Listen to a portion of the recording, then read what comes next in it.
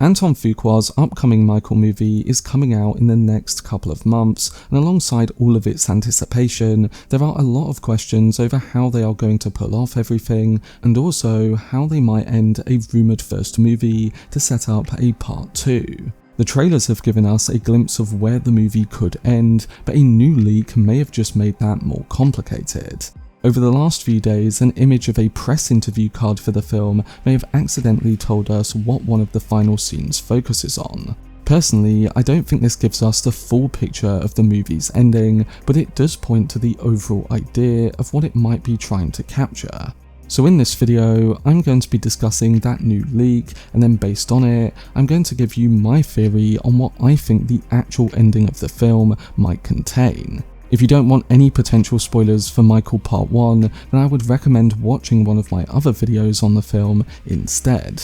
Before I get into it though, if you want to keep up to date on any of my content surrounding the new Michael film, then don't forget to support this upload by giving it a like rating and subscribing to the channel. But without further ado, let's dive into the potential ending of Michael Part 1.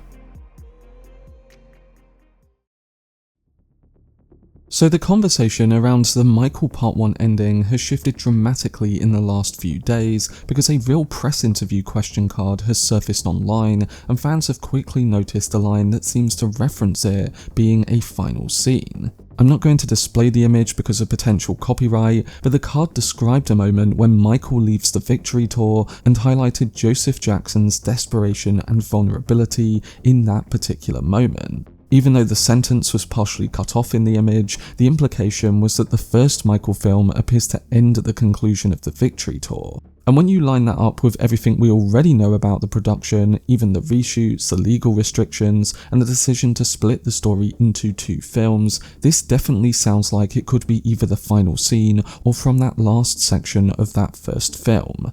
Early reports confirmed that Antoine Fuqua shot a massive 4-hour biopic covering Michael's life well into the 1990s, but legal complications surrounding one of the early 90s allegations meant that the entire third act had to be rewritten and reshot, removing any depiction of that accuser and forcing the team to rethink the film's endpoint. That's when Lionsgate reportedly leaned into a 2-film structure, carving the story into parts 1 and 2. So them ending a potential first movie at the Victory Tour or even the bad Wembley show that we've seen in the trailers makes a lot of sense. Say it is the Victory Tour, as the press interview card alludes to, ending it there can reframe the entire film as the story of Michael's rise to solo star. He'd go from child prodigy to global phenomenon, and it would culminate in the last time he ever toured with his brothers. It's a moment that captures both triumph and fracture.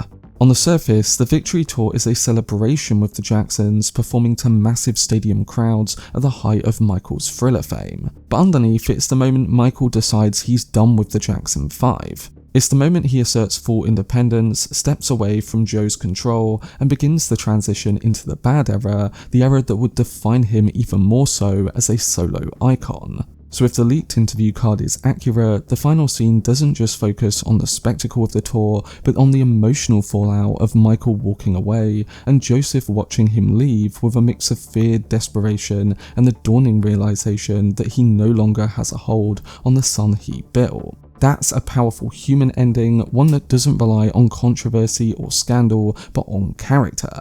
And it aligns perfectly with Fuqua's filmmaking instincts of intimate emotional beats framed against massive moments. What makes this rumoured ending even more compelling is how effectively it sets up a part 2. By closing part 1 at the Victory Tour, the sequel could inherit the entire second half of Michael's life in the bad, dangerous, and history eras, the artistic reinventions, the global superstardom, and yes, the more turbulent chapters that the first film probably won't go into. It creates a natural 2-act structure, with part 1 being the mythic rise, and part 2 exploring the complexities, contradictions, and pressures that shaped his later years. So the film would end with this idea of transformation at the moment Michael steps into the next phase of his life, alone, independent, and carrying the weight of everything that comes next. Because the leak suggests an ending that is rooted in a real emotional breaking point, it could give part 1 a sense of closure to its individual narrative without pretending that the story is fully complete.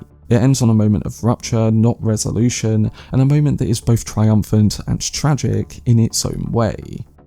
But now that I've discussed that potential leak and why it could very well be the full ending of Michael Part 1, I'm now going to talk about why I think there's more to this ending. When you step back and look at what we've seen in the trailers for Michael, I think the victory tour isn't the only thing that we get come this ending. I think that it's actually the penultimate scene, while the true final scene of the movie is actually the 1988 Wembley Stadium Bad Tour performance. And the more you study the poster, the trailers, the marketing, and the historical timeline of Michael's life, the more this structure begins to make more sense. In fact, I think the filmmakers are using the Wembley show not just as the final scene, but as a framing device in that it's both the opening and closing moment of the movie. It's a way for the film to say at the very start, here is Michael Jackson at the absolute height of his power, now let us show you how he became this. I think that the film opens with the start of that Wembley show in 1988 and then cuts back in time to Gary, Indiana to the Jackson 5. We then follow the Jacksons to Joseph's discipline, to the rise of Off the Wall and Thriller, to the pressures, the expectations, and the sacrifices there. So the entire film would become a journey toward us revisiting that Wembley Stadium moment. After watching 2 hours of Michael fighting for his independence, breaking away from Joseph, and carving out his own identity, when the film does return to Wembley for the final scene, it becomes a moment where everything he built finally crystallizes. The moment when he becomes the biggest star on the planet. I think the interview card leak is actually talking about the scene right before we return to that Wembley show, as that is the emotional payoff of the story. Ending it back at the bad Wembley show means a part 2 can pick up from it and go into the bad era more. This structure would mirror Michael's real history, as the Bad Tour was his first solo world tour, the first time he stepped onto the stage without his brothers, without the Jacksons brand, and without Joseph. It was the purest expression of who he was as an artist. Wembley wasn't just another concert, as it was the cultural coronation of Michael Jackson. 7 sold-out nights, Princess Diana and Prince Charles in attendance, a level of global attention that no performer had ever commanded before. And when you watch the real footage of it, you can see it in his body language that this was a man who had fully stepped into his destiny. And that's why the Wembley show would work so perfectly as the film's ending. 1988 was also the year that Michael moved into Neverland, the symbolic beginning of the second half of his life. Neverland is the moment where the fairy tale image becomes real, but it's also the moment where the pressures of that image begin to take hold. It's the moment where fame becomes heavier, the scrutiny becomes harsher, and the isolation for him becomes deeper. So ending part 1 at the Wembley show during that same year allows the filmmakers to capture that duality. It's the moment where Michael stands at the top of the world, unaware that the world is about to close in on him. Now compare that to the potential victory tour ending, and while it can equally be an important moment towards the end of the film, it's not the emotional climax of Michael's story, because it's the emotional climax of Joseph's story. And that's why I think the leaked interview card focuses on Joseph's emotions, because that's his final scene. Not to mention that that interview is for Colman Domingo, the actor playing Joseph. I don't think Michael's arc will end there, and we do follow it with the bad era, the era that defined him culturally. So based on everything we've heard, I think the structure of part 1's ending includes Michael leaving the victory tour and showing Joseph's final moment, and then I think the film returns to the opening scene at Wembley Stadium to signal the height of Michael Jackson. I think it's the perfect emotional progression, as the moment he breaks away is immediately followed by the moment he becomes the fully realised version of himself. The moment he steps out of the Jackson shadow is immediately followed by the moment he steps into the global spotlight.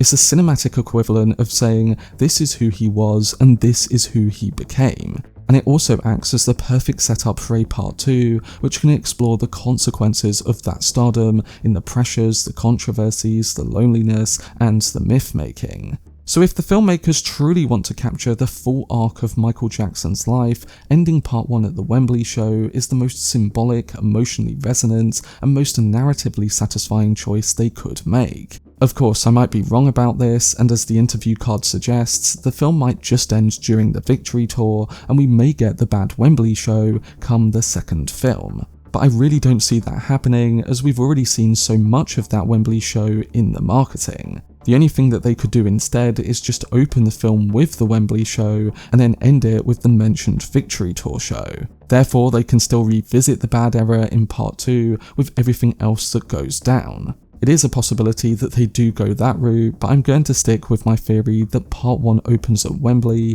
takes us on a journey right up until the victory tour moment that the interview card mentions, and then ends it back at that opening Wembley show. But they were my thoughts on the potential ending of Michael Part 1. When you put all the pieces together, whether it be the interview card image, the reshoots, the 2-film structure, or the overwhelming presence of the Wembley show in the trailers, I think this is why the film will end in the way I've spoken about. The victory tour is not the ending of Michael, it's more like the ending of Joseph Jackson's story. And I think the emotional and cinematic crescendo of the first film is more likely to be that 1988 Wembley performance. It's the moment where Michael reaches the peak of his power, and the moment where the seeds of everything that comes next are quietly planted. It's the perfect dividing line between the rise and everything that follows it. But based on that leaked interview card and what we've seen in all the trailers, how do you see the Michael movie ending? Let me know down below in the comment section. For much more videos and news on the Michael movie, then subscribe to the channel and turn on your notifications. Also, if you enjoyed this video, remember to leave a like rating and follow me on social media via the links in the description. But anyway, I hope you guys enjoyed it. I've been Cortex, and as always, make some noise.